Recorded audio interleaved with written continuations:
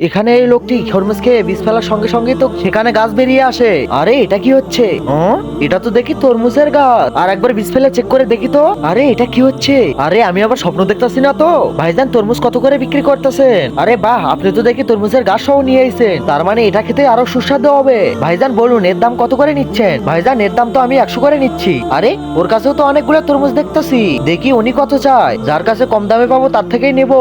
এরপর লোকটি এসে বলে, ভাইজান তরমুজ কত করে বিক্রি করছেন? ভাইজান 150 করে বিক্রি করছি। আরে ভাইজান আপনি পাগল হয়েছেন নাকি? আপনার পাশে উনি তো 100 টাকা করে বিক্রি করছে, তাহলে আমি ওখান থেকেই নেবো। আরে ও তো 200 টাকা দিয়ে খাওয়ার জন্য তরমুজ কিনে নিয়ে গেল, তাহলে 100 টাকা করে কিভাবে বিক্রি করছে? চলুন যে দেখতে হবে। এদিকে এই লোকটি জাদু তরমুজের বীজ দিয়ে অনেকগুলো গাছ লাগাতে থাকে, আর এসব করতে তো তারা দুইজন দেখে ফেলে। আরে হারামখোর, তুই এটা কিভাবে করতেছিস? এজন্য তুই এত কম দামে তরমুজ বিক্রি করতেছিস? ভাইজান আপনার থেকে যে তরমুজটি কিনেছিলাম সেটা আসলে জাদুর তরমুজ ছিল, আর এটা খেয়ে বীজ ফেলার সঙ্গে সঙ্গে গাছ বের হয়ে আসে।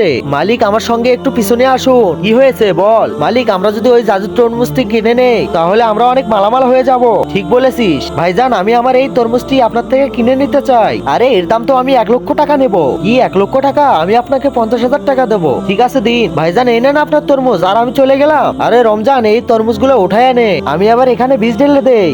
তার আগে দেখবো কে কে শয়তানকে হারিয়ে আল্লাহকে ভালোবাসে। যারা আল্লাহকে ভালোবাসো তারা লাইক করে চ্যানেলটিকে সাবস্ক্রাইব করবে, আর শয়তানকে ভালোবাসলে লাইক সাবস্ক্রাইব কিছুই করার দরকার নেই।